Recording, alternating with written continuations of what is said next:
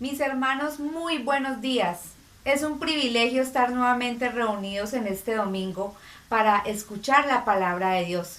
Los invito a que dispongamos nuestra mente y nuestro corazón para alabarle y adorarle.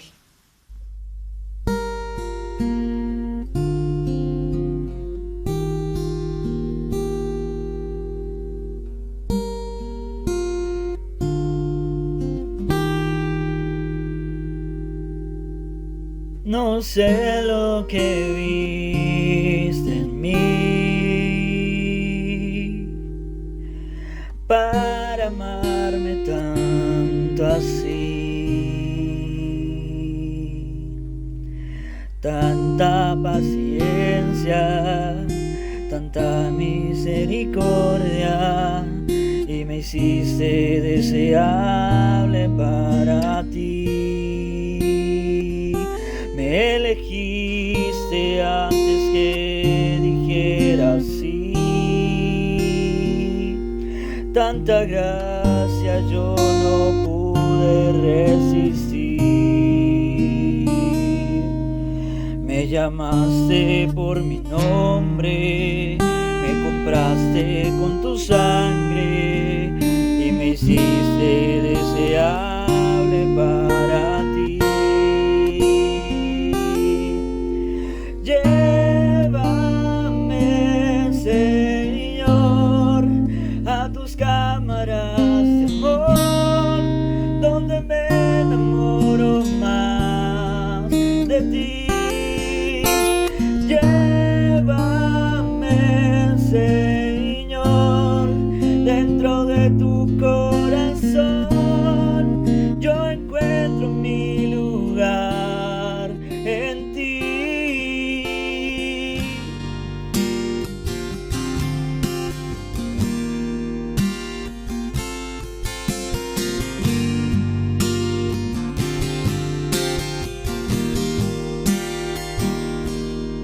No sé lo que viste en mí para amarme tanto así. Tanta paciencia, tanta misericordia, y me hiciste deseable para ti. Me elegiste antes que dijera sí. Tanta gracia yo no puedo resistir. Me llamaste por mi nombre, me compraste con tu sangre y me hiciste deseable para ti. Llévame, Señor, a tus cámaras de amor, donde me enamoro más de ti. Llévame,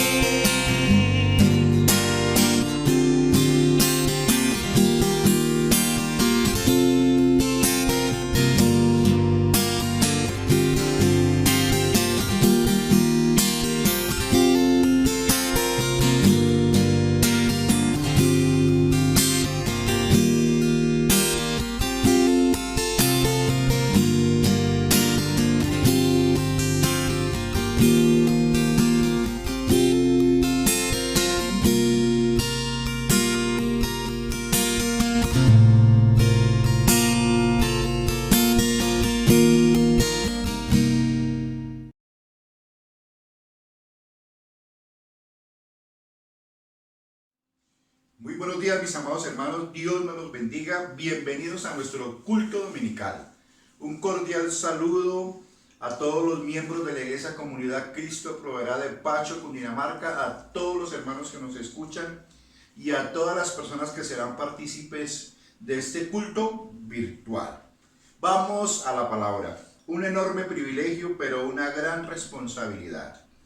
Y vamos a reflexionar hoy en la carta del apóstol Pablo a los Romanos capítulo 12, versículos 1 y 2. El título del mensaje es Del Evangelio a la práctica. No de la práctica al Evangelio. Y vamos a nosotros a conocer a través de la predicación la naturaleza de lo que Dios quiere enseñarnos a través del apóstol. Si nosotros abordamos los primeros capítulos de Romanos, los 11 primeros capítulos de Romanos, Pablo se preocupa por exponer doctrina, por plasmar verdades del Evangelio, por explicarnos la obra de Cristo y sus efectos en nuestras vidas.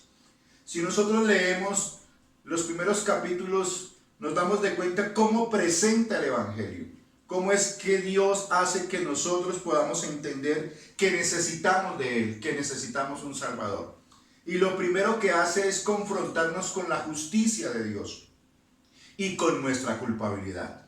Si nosotros leemos los primeros capítulos, todos pecaron, todos están destituidos de la gloria de Dios, la paga del pecado es muerte, no hay justo ni uno, todos se desviaron. Y es que, como lo dice la palabra, el Espíritu Santo a través del Evangelio viene a convencernos de pecado, de justicia y de juicio, porque Él trabaja en nosotros para reconocer de que no somos tan buenos como pensamos, que somos pecadores, que todos estamos destituidos de la gloria de Dios a causa del pecado. Pero como el mensaje del Evangelio es un mensaje de esperanza, el Espíritu Santo nos muestra la necesidad que tenemos de un Redentor y de creer en la obra de Jesús y de entender que Jesús pagó nuestra deuda y nos justificó delante del Padre, no por nuestra justicia, sino por la justicia de Él plasmada en el Evangelio, que está llena de misericordia. Y es una misericordia que nos introduce en el mundo de la gracia, en el mundo de las grandiosas promesas de Dios, de las bendiciones de Dios, de la vida eterna y de la vida abundante. Pero que también ese mundo que tiene que ver con esa nueva vida tiene unas demandas, tiene unas exigencias. Hay muchos que se quedan tan solo en la doctrina. Conocen la doctrina, conocen los misterios de Dios, pero en la práctica fallan, en la práctica están ausentes. Por eso aquí, en el capítulo 12, el apóstol Pablo empieza con un evangelio práctico, con un evangelio que se fundamenta en lo que conocemos, y no solamente en lo que conocemos, sino en lo que hemos recibido de parte de Dios, su misericordia. Vamos a ir al texto.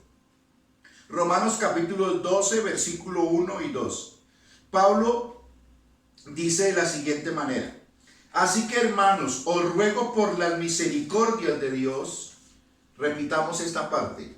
Así que, hermanos, os ruego por las misericordias de Dios que presentéis vuestros cuerpos en sacrificio vivo, santo y agradable a Dios, que es vuestro culto racional. No os conforméis a este siglo, sino transformaos por medio de la renovación de vuestro entendimiento, para que comprobéis cuál sea la buena voluntad, agradable y perfecta. Aquí vamos a ver dos puntos especiales. Primero, toda la vida cristiana se fundamenta primero en las misericordias de Dios, en la gracia de Dios. Y después vienen las demandas de Dios que están plasmadas aquí en el texto en dos demandas. Y vamos a ir para poder entender la naturaleza de lo que Dios quiere enseñarnos aquí en esta mañana. La vida cristiana, en primer lugar, la vida práctica, se construye sobre el Evangelio. Más claro, como dice el texto, la vida cristiana se construye por las misericordias de Dios, se fundamenta en las misericordias de Dios. Aquí dice: así que, hermanos, os ruego por las misericordias. ¿Qué está diciendo el apóstol Pablo? Si recibimos su gracia, si ahora hemos reconocido en fe que Cristo murió en la cruz del Calvario y pagó nuestra deuda, por eso podemos tener comunión con Dios, porque Dios nos ve a través de la justicia de Cristo y a través de eso somos aceptos en el amado. Y ahora podemos tener una relación con Dios porque ahora somos libres de toda condenación. Esta es la manifestación de las misericordias de Dios. No como algunos quieren enseñar, primero el caballo y después la carreta. Pero muchos enseñan que primero es la carreta y después el caballo. Lo que están echando es carreta. ¿Por qué? Porque las obras no transforman a nadie. Porque las obras no cambian a nadie. Porque las obras no hacen que obtengamos el favor de Dios. Porque la Biblia nos enseña que el favor de Dios lo recibimos por la misericordia de Dios. Cuando entendemos que somos culpables y pecadores, pero que gracias a su misericordia Él nos lanza la cuerda y nos introduce al mundo de su gracia, de un don inmerecido. Y ahí podemos disfrutar de sus bendiciones. Entonces, primero son las misericordias. Y eso es lo que tenemos que hacer nosotros. No implantar leyes, no implantar normas. El Evangelio no es una clase de moral. El Evangelio es la invitación a la gente a que reconozca su pecado, a que se arrepienta y a que reciba a Cristo en su corazón, a que reciba las misericordias de Dios y asimismo pueda entender que la gracia es un don inmerecido del cual podemos disfrutar por la fe. El que es consciente de la justicia de Dios, de la ira de Dios y de su pecado, entonces es consciente que necesita de Jesús, que necesita creer en Jesús y que necesita entregarle la vida a Jesús. Las misericordias son el fundamento de toda la vida cristiana. Y es lo que tenemos que hacer nosotros cuando vivimos la vida cristiana y cuando queremos compartir y extender el Evangelio. No implantar normas y preceptos. Para muchos el protagonismo es haga para que Dios le bendiga. Y no es haga para que Dios le bendiga. Es que nosotros hacemos porque Dios ya nos bendijo. Es que nosotros hacemos porque Dios nos ha brindado sus misericordias. Porque Dios nos ha brindado la riqueza de la gracia que es suficiente para sostenernos por su amor, por su bondad y por su misericordia. Entonces podemos entender, primero, Dios no santifica a los inconversos. Dios no santifica a alguien que no haya determinado recibir las misericordias de Dios. Dios no santifica a nadie que no haya determinado caminar en ese camino de fe donde está la gracia de Dios a nuestra disposición. Solamente si nosotros recibimos en fe. Entonces primero la confrontación con el corazón, porque la palabra de Dios dice que sobre toda cosa guardada guarda tu corazón, y que lo que Dios quiere es el corazón, que reconoce que todo lo que somos es por su misericordia. Todo se fundamenta en su misericordia, que son nuevas cada mañana, que son muchas, que son abundantes y que ahora son reveladas para nosotros y están a nuestra disposición. Son suficientes para sostenernos en todas las situaciones y en todas las circunstancias. Entonces podemos plasmar esta idea de la siguiente manera. Lo que hacemos no lo hacemos por ganarnos la bendición. Lo hacemos porque Dios ya nos bendijo en Cristo Jesús por sus misericordias. Y nos introdujo por la fe en las riquezas de su gracia y en la hermosura de sus grandiosas promesas. Tenga en cuenta la siguiente verdad. La bendición de Dios a sus hijos es eterna y permanente. Es por siempre. Entonces hacemos lo que hacemos por amor a Dios, por honrar a Dios, por glorificar a Dios, porque el nombre de Dios se ha exaltado cuando la gente lo conoce, cuando la gente experimenta sus gracias y sus misericordias. Esto apunta es al corazón. Entonces de esta manera podemos entender que en el reino celestial no hacemos el bien para que nos vaya bien. Yo no sé si muchos se han dado cuenta que a veces el hacer bien cuesta. El hacer el bien tiene un precio. Nosotros lo hacemos porque Dios ya nos bendijo con bendiciones celestiales y con la bendición de sostenernos hoy, mañana y siempre. Entonces lo que tenemos que navegar es por la profundidad de sus promesas y entender que Él está con nosotros todos los días y que Él nos bendice y que su bendición está ligada a su voluntad, que es perfecta para nosotros, a su sabiduría, porque Dios sabe lo que es mejor para nosotros en cada situación, en cada circunstancia y en cada tiempo. Entonces, ahí podemos entender que cuando Pablo hace énfasis, no dice la misericordia, sino las misericordias. Que este es un tema que nunca se agota. No habrá un día que podamos vivir sin dar gracias a Dios por sus misericordias. Solo la meditación en sus misericordias es suficiente para vivir la vida dándole gracias a Dios y honrando su nombre. La vida no nos alcanzaría para meditar en las misericordias de Dios y darle gracias. Si reflexionamos y meditamos, la misericordia de Dios están reflejadas en las cosas más sencillas de la vida como en las cosas más trascendentes. Su obra manifiesta en la cruz está llena de misericordia. Y ahora vamos a ver en segundo lugar que el apóstol Pablo plasma ahora sí los deberes, ahora sí las exhortaciones. Entonces, primero es la misericordia y después las exhortaciones. Ahora sí viene el hacer. Porque Dios por su misericordia es el que pone el sentir como el hacer en la vida de las personas. Entonces ahora sí vienen las demandas. Entonces cuando nos introducimos en esta vida de fe, a través de la doctrina, podemos entender los enormes privilegios que tiene Dios para nosotros. Todo lo que Dios tiene a disposición. Pero ahora el apóstol Pablo quiere plasmar dos deberes que nosotros tenemos como hijos de Dios. Si decimos tener fe y haber creído en Jesús, hay dos deberes plasmados aquí en el texto en los que Pablo resume la naturaleza de la vida cristiana. Y el primer deber es que la vida cristiana práctica se construye en ofrecer nuestros cuerpos en sacrificio vivo. ¿Qué quiere decir eso? Mire, hermanos, el cuerpo representa todo lo que hacemos. El cuerpo refleja lo que hay en el corazón, porque el cuerpo es el que actúa y el que hace que todo lo que hay en el corazón salga afuera. Lo que hablamos con nuestros labios es producto de lo que hay en el corazón. Lo que palpamos, lo que miramos, lo que escuchamos, lo que decimos es producto de nuestro corazón. Y la palabra de Dios dice que debemos presentar nuestros cuerpos que representan nuestra vida misma.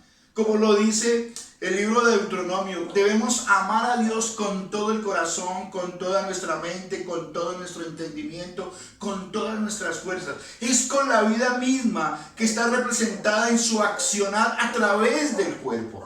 Por eso nosotros debemos conservar nuestra vida, como dice la palabra, como un templo donde mora Dios. Una vida consagrada a Dios. Una vida que determina estar delante de Dios todos los días. Y ahí es donde podemos entender cómo ofrecer nuestros cuerpos como sacrificio vivo. Mire, hermanos, es correcto decir, venimos a la iglesia a adorar a Dios. Es correcto decir, hago mi devocional en la mañana, hago mi devocional en la tarde. Es correcto decir, yo ayuno, yo oro.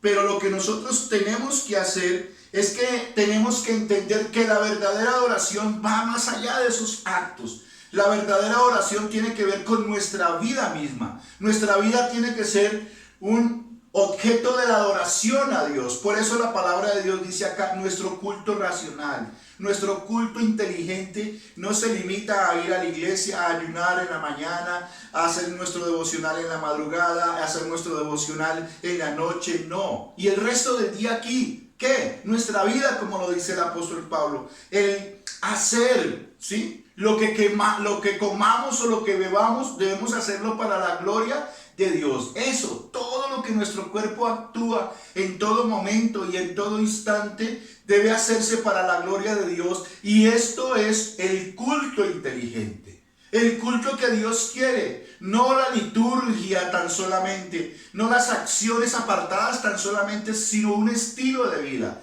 Nuestra vida debe ser un estilo de vida que adora a Dios en todo momento y en todo instante. Nuestra respiración debe fluir en torno a que Dios es el que nos ha dado la vida y a que Dios es el que nos ha dado la salvación. Por eso nuestra vida y nuestras fuerzas están invertidas en agradar a Dios en todo tiempo, en todo momento, en toda circunstancia. circunstancia, en todas las horas del día, en todos los días de la semana. Y eso es lo que el Señor está queriéndonos decir aquí a través del apóstol Pablo.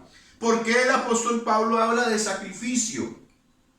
Cuando nosotros entendemos el sacrificio desde el Antiguo Testamento, era ese animalito que se ofrecía a Dios para perdón de pecados, para que los pecados fueran cubiertos temporalmente y calmaran la ira de Dios. Nosotros sabemos que Cristo Jesús fue el Cordero sacrificado, ¿sí?, que fue acepto delante de Dios para pagar nuestra deuda, nuestros pecados. Pero nosotros ahora entendemos que nosotros somos ese sacrificio. Pero un sacrificio ya no por el pecado, sino alguien que se entrega voluntariamente a Dios para vivir una vida que le agrada a Dios. Y eso es lo que Dios quiere. Por eso el adorar implica negación, humillación. ¿Por qué es difícil? Porque la palabra de Dios dice, los cielos hacen fuerza y solo los valientes lo arrebatan. Porque a veces tenemos que negarnos y experimentar el dolor por hacer la voluntad de Dios, para agradar a Dios, para consagrarnos a Dios. Por eso necesitamos a Dios para que esta promesa pueda ser una realidad. Por eso necesitamos haber recibido la gracia de Dios, las misericordias de Dios. Si no hemos recibido con una conciencia de pecado y la necesidad de un redentor y la necesidad de que solos no podemos, entonces de nada va a servir nuestro actuar. Porque nuestro actuar va a ser algo que va a ser en nuestra fuerza, en nosotros mismos o según nuestros criterios. Pero cuando Dios entra a nuestro corazón, cuando el Espíritu Santo entra a nuestro corazón, vamos a recibir el poder y la fortaleza para vivir una vida consagrada, una vida que le agrada a Dios. Y la enseñanza en el día de hoy es que sí podemos, porque Jesús también vivió momentos difíciles en su humanidad. Por eso Él nos entiende, Él entiende nuestra lucha y Él entiende nuestra batalla. Él dijo, si es posible, pasa de mí esta copa, pero no se haga mi voluntad, sino la tuya. Él entiende nuestras luchas y entiende que consagrarse y hacer la voluntad de Dios tiene un sacrificio, tiene un esfuerzo. No el sacrificio por nuestra salvación, sino el sacrificio que pagamos por nuestra gratitud, por nuestro amor, por haber recibido las misericordias de Dios, por haber permitido que Dios nos introduzca en el mundo de la riqueza de la gracia, que nos provee todo lo que necesitamos para avanzar, donde podemos nosotros conocer las preciosas, hermosas y grandiosas promesas que tiene Dios para nuestra vida. Entonces lo que hacemos no lo hacemos porque Dios nos bendiga, sino lo hacemos porque Dios ya nos bendijo, porque ya somos bendecidos. Y la bendición de Dios es para hoy, es para mañana y es en todos los aspectos. Ahí es donde Dios nos quiere enseñar para poder avanzar, para hacer las obras del amor que glorifican y exaltan su nombre. Y sin consagración, hermanos, no se puede. Es un deber nuestro el consagrarnos, no es una opción. Es un deber nuestro el ofrecer nuestra vida entera y ponerla en las manos de Dios. Es la única manera de no vivir una vida superficial, sino vivir una vida práctica, donde pasamos de la doctrina a la vivencia. Ahora vamos a ver el segundo deber. La vida cristiana práctica se construye sobre el deber de no adaptarnos al mundo. Pero la palabra de Dios dice que debemos de añadir a nuestra fe virtud, un deseo vehemente por hacer el bien. Pero a ese deseo tenemos que añadirle conocimiento.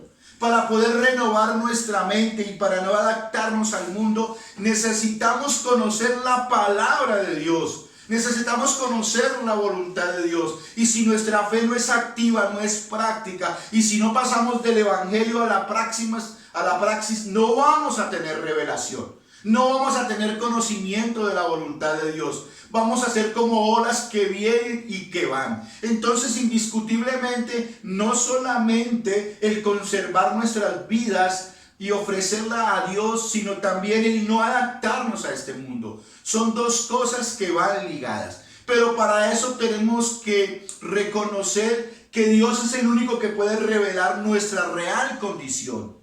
Que la palabra de Dios es como un espejo que renueva nuestra mente y que nos enseña los principios eternos de Dios que debemos vivir y debemos practicar. Que la palabra de Dios es la que desnuda nuestra realidad. Una realidad que muchas veces nosotros desconocemos y que por eso nos adaptamos a este mundo. Y que por eso no tenemos discernimiento, sino que al contrario vamos sin saber verdaderamente cuáles son las bendiciones de Dios que ya Él me ha dado, que ya Él me ha entregado. En la medida que intimamos con Cristo y su palabra, conocemos la voluntad perfecta y agradable.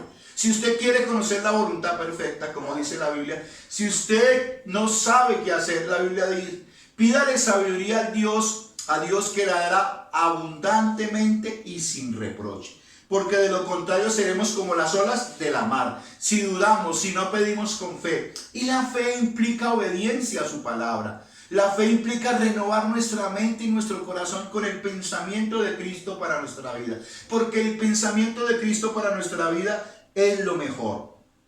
Los destellos de la luz del Evangelio son inagotables y plasman el pensamiento de Dios para nuestra vida. Y nos enseñan que la verdadera adoración es un estilo de vida. Entonces, la palabra de Dios nos va a enseñar que somos de Cristo, que somos el templo donde Él habita y que Él habita en mí y yo habito en Él. Y si hay conocimiento de la palabra de Dios, entonces le decimos a la gente, somos de Cristo. Entonces cuando te sientas tentado a pecar, dile al pecado, yo soy de Cristo. He de ofender a mi Señor. Cuando delante de ti venga ese negocio fraudulento, ilegal, entonces vas a decir, no porque yo soy de Cristo, porque conozco la palabra, porque he desarrollado el temor a Dios y eso no le agrada a Dios y eso no edifica mi vida. Al contrario, entonces ahí vamos a entender que Él nos da una identidad por medio de la palabra y que tenemos que ser coherentes con esa identidad. Pero si desconocemos quiénes somos, pero si desconocemos la bendición de Dios,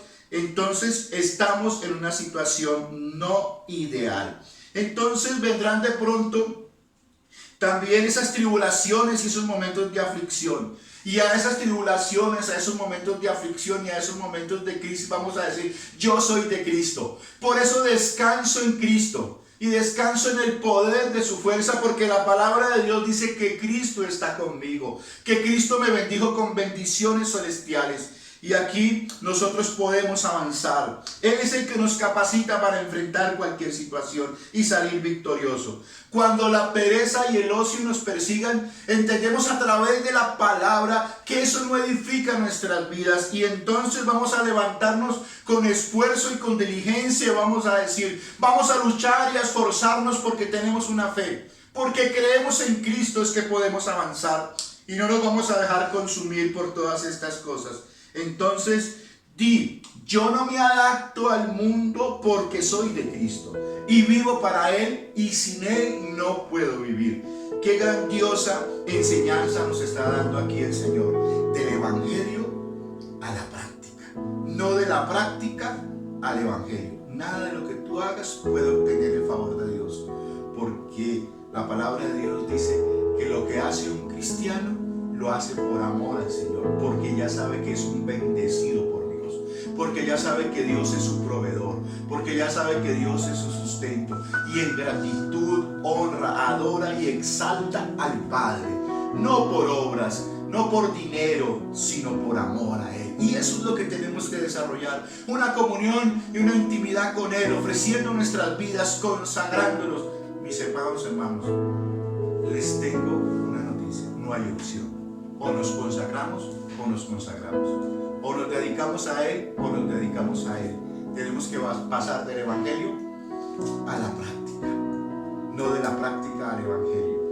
Entonces que el Señor nos ayude a entender que su misericordia sea reflejada sobre nuestras vidas, que su gracia está ahí dispuesta para que nosotros podamos avanzar y que debido a ello nos debemos consagrar, porque somos bendecidos por Dios hoy, mañana y por siempre. Mis amados hermanos, Dios me les bendiga. Vamos a levantar una oración de clamor al Señor. Señor Dios mío, permite que cada día podamos ser más conscientes de tus misericordias, que tus misericordias son las que nos sostienen, que tus misericordias son el fundamento para poder, Señor Dios mío, entender que tú tienes promesas para nosotros, que tú tienes bendiciones para nosotros, que nos las das y nos las entregas solamente por el hecho de creer en ti y determinar caminar contigo, Señor Dios amado. Por eso, Señor, enséñanos qué hacer es y tiene que ver con alabarte y glorificarte y honrar tu nombre con lo que somos, Señor Dios mío. Hijos tuyos, ovejas de tu prado, Señor. Hijos que tienen una identidad y que son coherentes en su vida, con sus actos, Señor, reflejados en su cuerpo, que son tuyos, Señor Dios mío, que te pertenecen, Dios de la gloria. Gracias te damos, Señor. También, Señor, danos ese apetito por tu palabra, por el conocimiento de tu voluntad, Señor, que acompañado de la intimidad contigo nos va a dar el carácter suficiente para decirle no a lo que no nos sirve, a lo que no nos edifica, Señor Dios mío, y hacer y conocer tu voluntad, Señor Dios de la gloria. Bendice la vida de mis hermanos, Señor. Bendícelos de forma especial y que ellos puedan valorar tu gracia y tu misericordia, Señor Dios, porque cuando determinamos caminar en tu voluntad, entonces ahí vienen las exhortaciones, ahí viene la enseñanza, ahí viene la formación, y ahí podemos ver que nuestra vida es transformada de gloria en gloria y de triunfo en triunfo por tu palabra, Señor. Gracias te damos. Bendice enormemente la vida de mis hermanos. Permite que ellos puedan crecer y que tu gloria se manifieste en medio de sus vidas, Señor, y que ellos puedan entender que cuando llevan una vida agradable delante de ti, Padre amado, son facilitadores de milagros, Señor, y del milagro más grande, Señor Dios mío, que es la salvación, Señor Dios Todopoderoso. Gracias te damos en el nombre de Jesús. Amén y amén.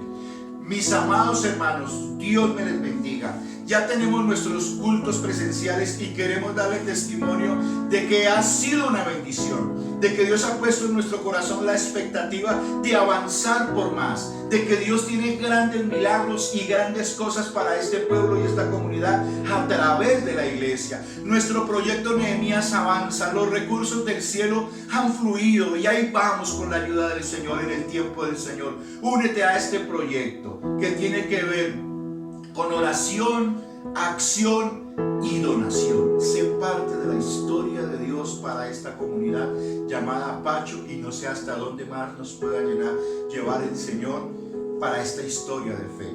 Gracias le doy a Dios, mi querido hermano. Dios me lo bendiga.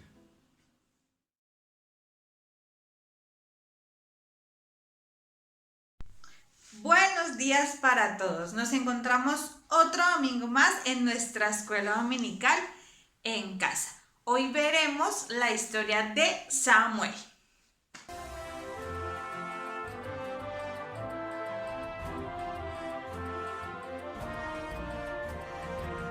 Una voz en la noche.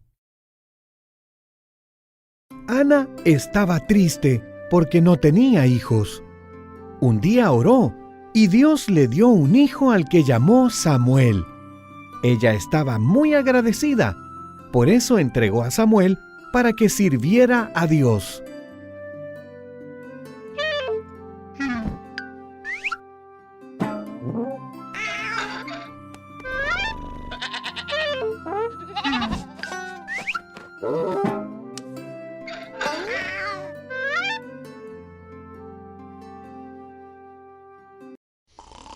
Ana dejó al pequeño en el tabernáculo con Elí, el sacerdote. Samuel ayudaba a Elí, que ya estaba viejo y ciego. Incluso dormía en el tabernáculo, mientras que Elí dormía en una habitación cercana.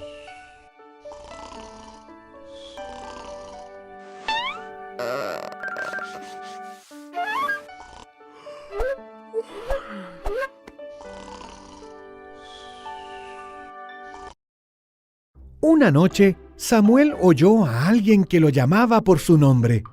Se levantó y corrió hasta donde estaba Elí. «Aquí estoy», le dijo. «Yo no te llamé», dijo Elí con sueño. «Vuelve a la cama».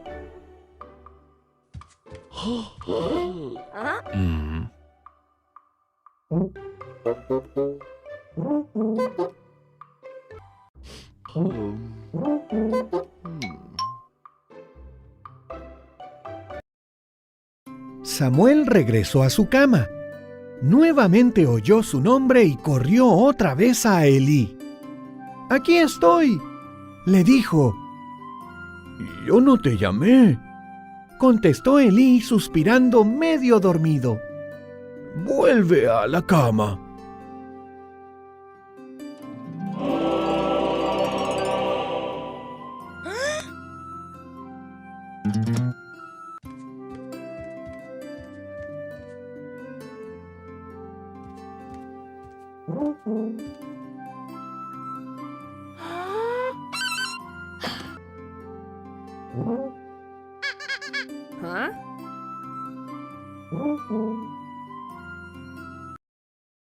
Después que Samuel oyó la voz por tercera vez, Elí le dijo que era el Señor quien lo llamaba.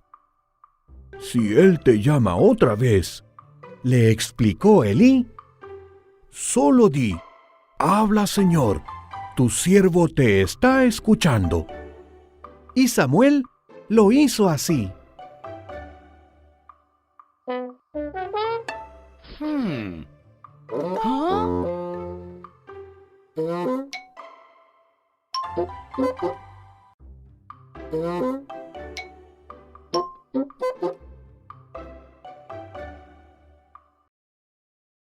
«Samuel», dijo Dios, «¿puedes ser mi profeta y entregar mis palabras fielmente a mi pueblo?» «Sí puedo», dijo Samuel, y así lo hizo, hasta que fue un anciano.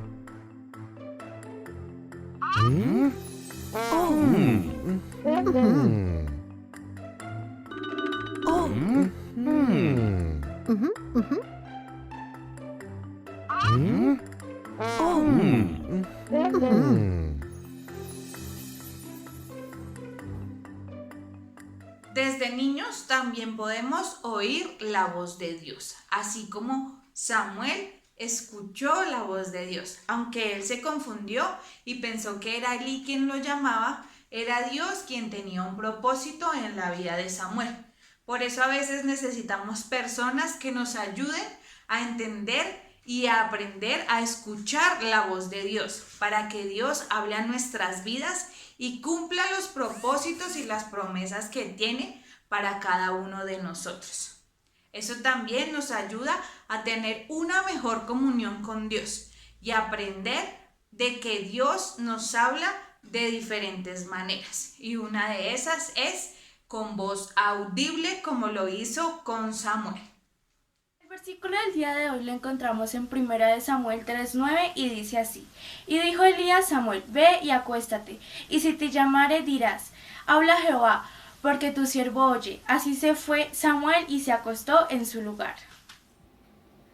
Los materiales que vamos a usar para la manualidad del día de hoy son marcadores de colores, cartulina, un lápiz, colores de tu preferencia, tijeras, retazos o pedacitos de foamy que te hayan quedado de cualquier color y una pistola de silicona. Para que puedas pegar, por favor pide ayuda a un adulto. El primer paso para elaborar nuestra manualidad es coger la cartulina de esta forma y con tu lápiz vas a marcar la forma de tus dos manos de esta manera. Así. Ahora hacemos la otra.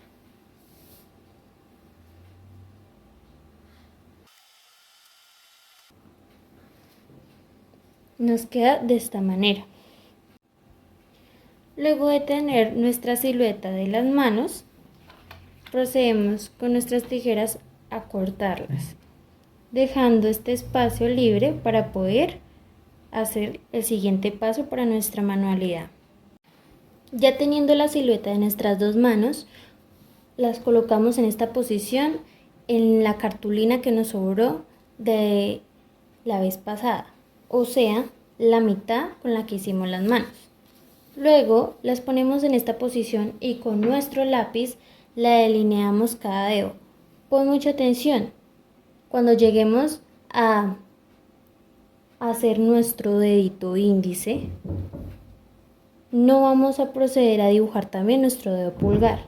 ¿Por qué? Porque de esa manera no vamos a poder hacer el cuadro que queda en la parte de atrás de nuestras manos. Cuando lleguemos al dedito índice, lo que hacemos es dejar un espacio, ya sea que medimos con nuestra regla, y hacemos el otro de la misma manera, de modo que nos quede así. Y acá le puedes dibujar una línea recta para que cuando vayas a recortar te quede muy uniforme. Nuestra cartulina va a quedar de esta forma.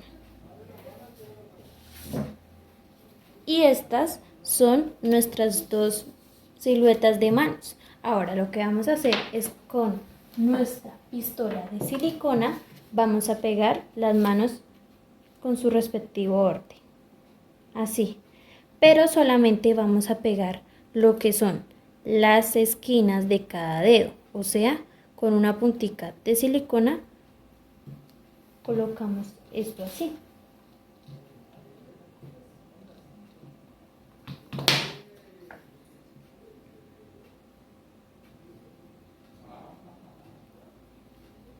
La podemos pegar solamente en estos 3 dedos para que nos quede como un librito. Ya teniendo nuestras manitos de esta forma como un librito, en la parte del centro procedemos a realizar un dibujo de una madre con un hijo en sus brazos.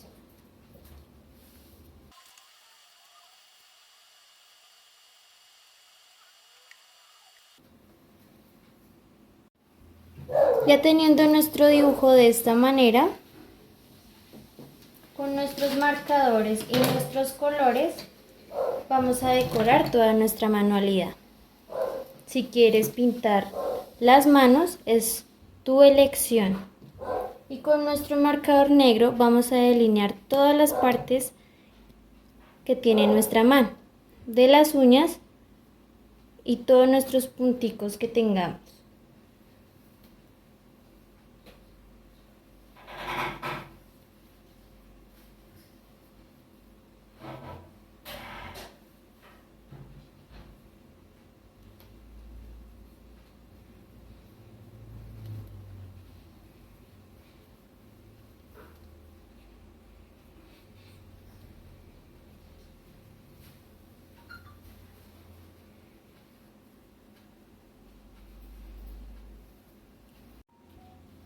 Ya teniendo nuestra manualidad, así nos va a quedar.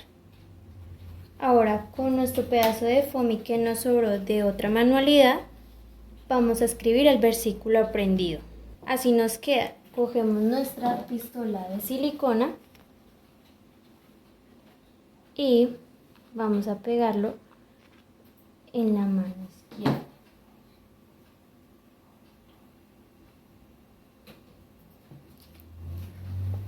Y así nos queda nuestra manualidad. Gracias por compartir este versículo el día de hoy y recuerda que Dios te ama.